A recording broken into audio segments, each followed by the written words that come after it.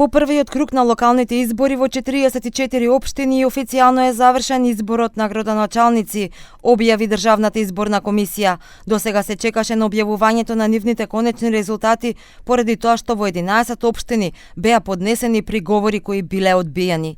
Со ова, председателот на ДИК Борис Кондарко соопшти дека на 2 ноември, односно оваа недела, ќе се одржи вториот круг на гласање во 33 општини.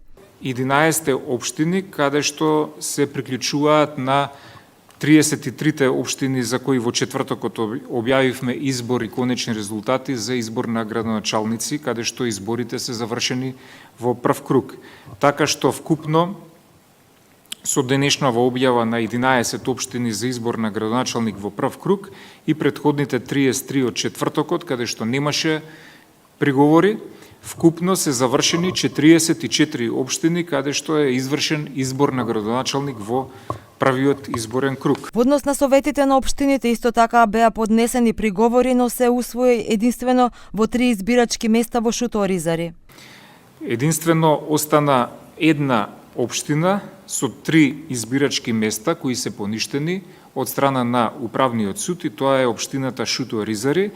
Во избирачките места 2961, 2962 и 2966, во овие 3 избирачки места по направената симулација е утврдено дека можно е да има теориско влијание бројот на запишаните гласачи во овие 3 избирачки места на распределбата на мандатите во Советот. Но со гласањето во недела не се заокружува изборниот процес на локалните избори, бидејќи останаат 4 општини, каде ќе треба да се одржат нови избори, бидејќи тие нема освоено цензус на излезени гласачи.